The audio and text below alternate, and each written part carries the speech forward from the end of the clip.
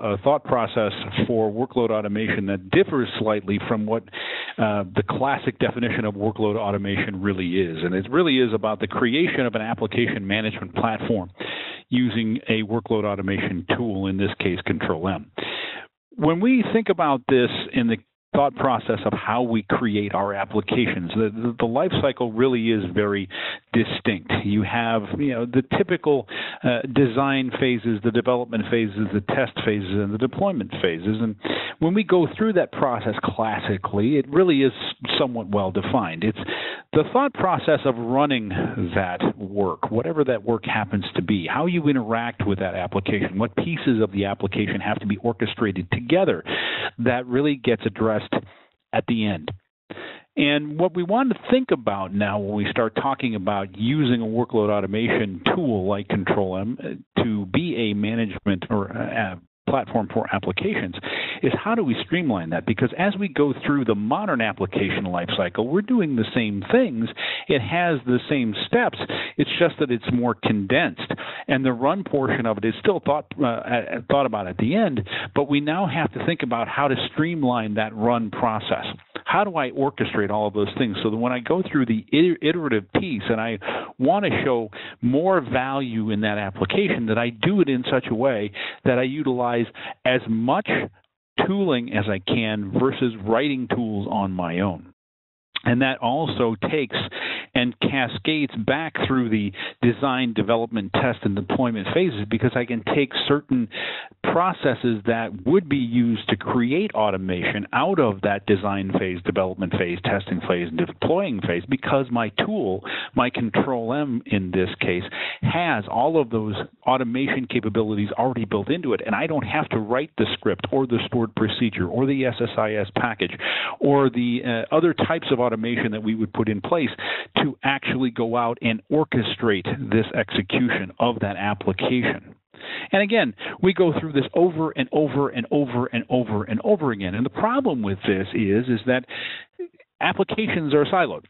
So people have a tendency to do a lot of things. And it really gets to that close but no cigar thought process for automation, because you're spending time writing and debugging the scripts. You're reinventing the wheel for every siloed application because they do the same things, they use the same tools, except that they are doing it for different database or data applications that create specific outputs for other things down the line or other processes that you would use to give management what they need to know about a given application. And it becomes somewhat challenging to update, to keep developing all of that workflow stuff, because it's all written in something that isn't tied together. So when we talk about Informatica, for example, in the case of enterprise transformation, or we talk about an ERP type of tool like an SAP or a PeopleSoft, every time we develop in those black box thought processes, we don't have the ability to tie everything together, to see how everything works together. And there's a challenge there when we develop, because we may develop something in Informatica that needs to put an output to SAP, and I can't see anything. I can't really keep those things updated. And every time we do this, there's always something new that has to be learned and absorbed. So we always have something happening, right? We have Informatica in-house today, and somebody says that's too expensive, and we go get IBM Cognos to do the same thing. And you have to change, and you have to redevelop, and you have to learn, and you have to absorb. And all of those things change how you do the orchestration of that work through the rest of the application cycle for the automation, the run portion of that thought process. It also becomes difficult to determine proper statuses of work, to collect information about the executions of the jobs, because you're writing data files out of those processes just to create tracking logs and output. There's also a conversation about how monitoring is done. How do we keep the governance straight? How do we do that in a very simplistic way instead of the way we do it today, which is very complex? And making sure that that operational flexibility is there. So if I need to do something in a flow, I need to restart it, kill it, whatever I have to do, that I have the ability to do that strategically. I don't have to know something about the individual tool that a certain portion of the application is written in to do that. And we also want to make sure that when we have these types of things going on, that they're visible to the outside world. And right now, in the compartmentalized thought process for workload, or for the way we create those workflows and orchestrate those things using scripts or internal black box scheduling components or all of the other tools that lots of things present, that you don't have the ability to say to Bob, application manager, this is how the application is performing today. There's a lot of this poor visibility, poor flexibility, poor monitoring governance that happens when we do this development this way and have that run portion be something that is extremely pocketed to that individual application. So when we talk about this from the standpoint of workload automation and what we want to provide you with in the case of an application management platform are these 6 tenets. You have to be able to take this operational information and make it intuitive so that you can give it to whoever user needs it, whether that's the CIO, the CTO, or your boss, or you. You have to be able to see all of these things cohesively, quickly, and intuitively. You want to be able to optimize your infrastructure and cost. What does that mean? It means I don't write scripts. I don't write stored procedures. I don't write SSIS packages. I don't do the internal schedulers of these individual different types of tools because it requires me to take time that I don't necessarily need, and I have to put in infrastructure to support that. And if you can take that thought process and bring that up to a workload automation package that already has those integrations available to you, you can optimize your application because you can concentrate on the actual executable instead of the automation and the executable, and reduce the cost because you're spending less time creating that application executable, getting the orchestration done, and giving you the ability to provide agility to that application.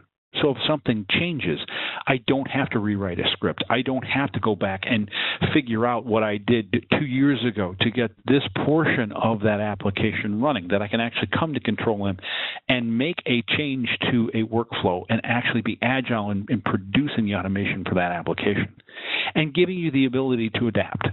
The ability to go out and say, okay, this job failed and I want to do these 4 automatic steps. And if all 4 of these automatic steps fail, to actually tell me that problem exists and to tell other people that problem exists, or to take other types of actions. Control-M provides that adaptive automation, and that becomes a pinnacle for the orchestration capabilities that you can present to an application by using a tool set like Control-M. And then there is the other niceties of having a workload automation tool there, one of them being actionable intelligence. I can actually look at my applications now and say, okay, this application needs to have all of its processes complete by this given time of the day, and actually be able to monitor that and understand where you are in the process and understand if you're going to make your deadlines. And if you have deadlines that are financially dependent, that you know when you're going to hit them, or if you're not, how far past them you're going to be. And not only do that in a real-time mode, but also do it in a forecasting mode where I have the ability to say, this quarter end, this month end, this year end, what is this actually going to look like, and understand the impact of change, which also leads you to the compliance and risk mitigation portion of it. I'm taking the risk out of the application development because I'm not having a whole bunch of things that have to be written, maintained, tested, and continuously fooled with when I create my application. I now have standardized information that I have in Control-M. I have standardized interfaces to my third-party applications. And those application supports, those third-party application integrations are not my problem. They're the vendor's problem. And they have the ability to mitigate my risk. So I'm not writing so much code that may or may not work, that I'm spending less time in the development phase because I have to test all of that kind of stuff. And I also can take all of the information that comes off of Control-M and present it in a very compliant manner to actually show people, yes, I am hitting my deadlines. Yes, I can go through the audit process and say to an auditor, this is how we perform. These are the things that have happened. These are the things that have happened to the individual steps in my process. Who did what to who and why. All of those things are part of Control M today. And that's really what we're talking about when we start talking about this application management platform that Control M has the ability to be. When we look at this from the standpoint of why we want to do this, it's really about the visualization and automation of those applications. Taking the onus off of you to write things and giving you the ability to see everything across your application, regardless of what individual technologies are used underneath. And we'll show you some of those things in just a minute or two, because as we've said before, we know that the applications that we build are siloed, and there are tens of jobs, hundreds of jobs, thousands of processes that are going to be ending up being run. And they need to be tracked, and they need to have an understanding of criticality. Right now, in the typical legacy type of application development, or even the more modernized version that use the DevOps thought process and things like that, the criticality of this is not something that's easily extrapolated tool to tool to tool. Control M takes that away because I have the ability to go out and take a business process, an application's orchestration steps, and show it to you visually. Actually see the predecessor-successor relationships, the statuses of those individual steps, how I'm performing against my deadlines, and giving you views into that situation or into that information so that you know what the situation actually is. Whether I'm planning that work, going out and actually creating the individual stuff of automation, monitoring it day to day, looking at it from the historical perspective and going through the root cause analysis process to understand what happened on a given day in the past, or going through the forecast process where we're saying what's going to happen next week, next month, next year. You now have tools to do all those things that can look at every step regardless of where they are and what technology they use in the application, instead of it being pocketed. I run these 3 scripts, and then I go into Informatica, and then I come out and I load SAP, and then I come out and I run a report for business objects. I have the ability to tie all those things together exactly like you see it here. And that also brings us to the thought process of managing issues. Because managing issues is something that you write into your technology today. You have a script that runs every day, and it does X, Y, and Z. And inside each one of those steps in that script, it produces an email that comes to your email box. And it writes a series of information to your log. And the only time you know that there's a failure is if that mail comes to your mailbox. That's not the right way to do it anymore, because these application management platforms like Control M can actually centralize it so you can actually see not only what has failed in a business process, but also understand the criticality of it so that you know what to handle first. Because right now, if you're anyone who manages more than one application, 9 times out of 10, I'm willing to bet that most of the people on this webinar do, that you have to think about what is critical to the business. What do I have to get done first so that the business doesn't lose money, that I don't have my bills out, that I don't have my inventory pick tickets available to my warehouse, whatever the process is that generates revenue for your business, you have to think about.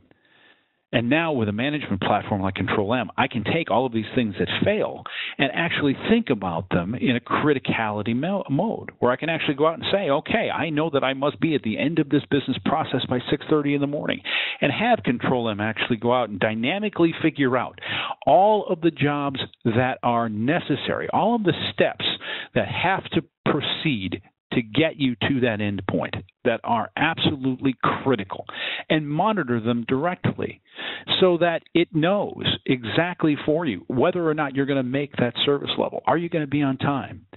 Understanding and tracking each one of those jobs, knowing their anticipated start and end times, their average durations, and if there are problems, like a job running long in this case, that not only do I look at it at the job perspective, but have the ability to extrapolate that out to something that people understand in the business.